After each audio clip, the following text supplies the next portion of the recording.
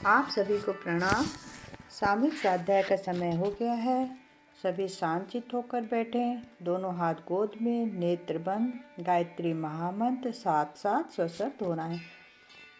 ओम भूर्भुवः स्वः तत्सवितुर्वरेण्यं भर्गो देवस्य धीमहि धियो यो नः प्रचोदयात्।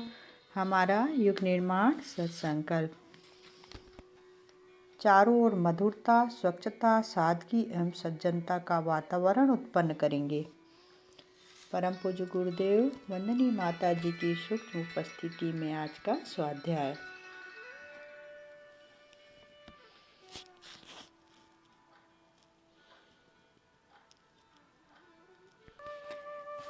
आज हम कल के स्वाध्याय का आगे का क्रम देखेंगे।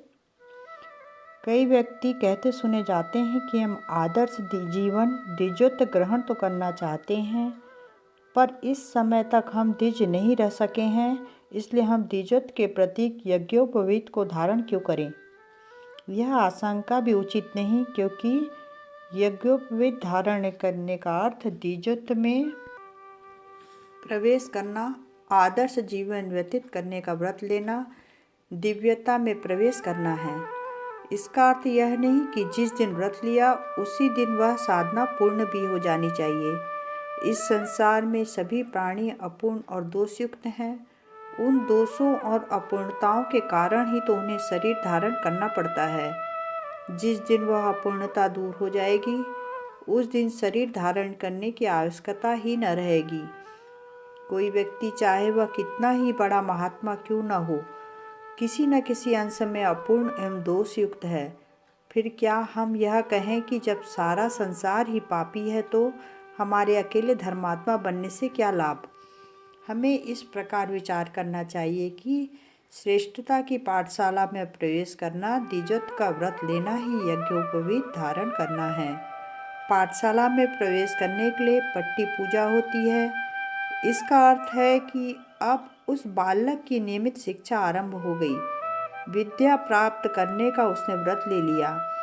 यदि कोई विद्यार्थी कहे कि सरस्वती पूजा का अधिकार तो उसे है जो सरस्वतीवान हो, पूर्ण विद्वान हो, हम तो अभी 2-4 अक्षर ही जानते हैं, फिर सरस्वती पूजा क्यों करे, तो उसका यह प्रश्न असंगत है, क्योंकि वह सरस्वती पूजा का अर्थ यह समझा है कि जो पूर्ण सरस्वतीमान हो जाएगा उसे ही पूजा करनी चाहिए।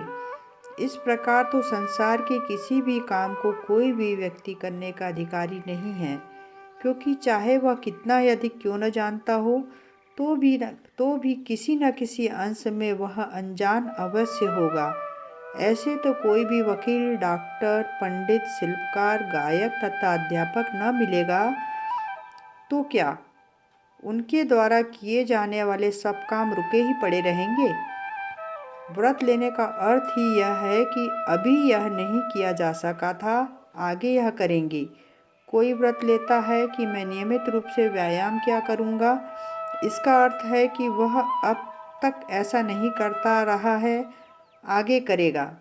जो व्यक्ति सदा से ही नियमित व्यायाम करता है उसके लिए तो वह एक साधारण स्वाभाविक दैनिक क्रिया है, उसका व्रत लेने की उसे क्या आवश्यकता।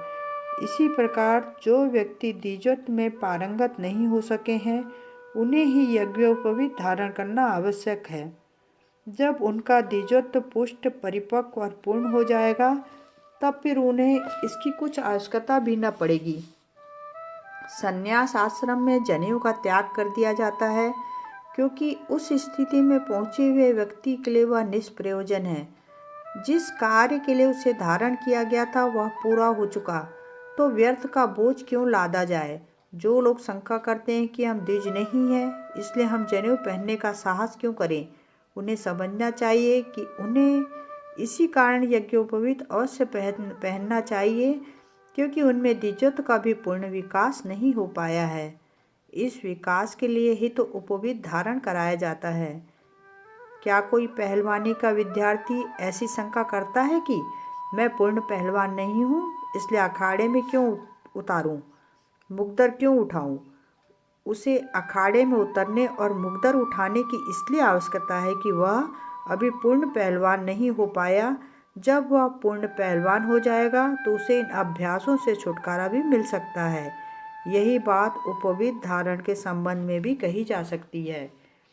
यज्ञोपवीत धारण करना इस बात का प्रतीक नहीं है कि इस व्यक्ति का पूर्ण आध्यात्मिक विकास हो गया, वरन इस बात का प्रतीक है कि इस व्यक्ति ने आदर्श जीवन, धर्ममय जीवन व्यतीत करने का संकल्प किया है और यह अपनी परिस्थिति के अनुसार यथासाध्य अधिक से अधिक प्रयत्न करता हुआ लक्ष्य तक पहुंचने की ईमानदारी के साथ चेष्टा करेगा।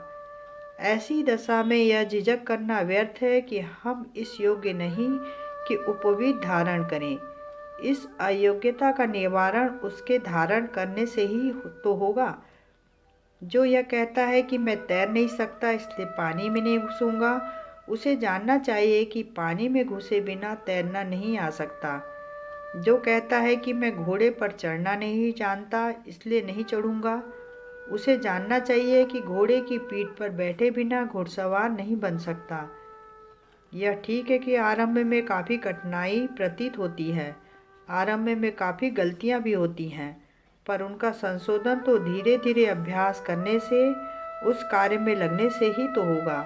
ऐसा कोई कायदा इस संसार में नहीं है कि आप किसी कार्य में पूर्ण पारंगत हो जाएं, तब उस कार्य को आरंभ करें। कार्य को आरंभ करने से ही उसमें कुशलता प्राप्त होती है।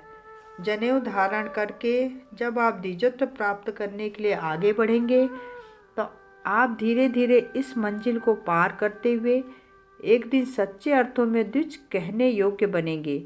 तभी तो आपको पूर्ण द्विजत्व की प्राप्ति होगी। आज का स्वाध्याय यहीं तक। कल इसके आगे उपवीत की आवश्यकता का स्वाध्याय देखेंगे। आप सभी को पुनः प्रणाम। धन्यवाद।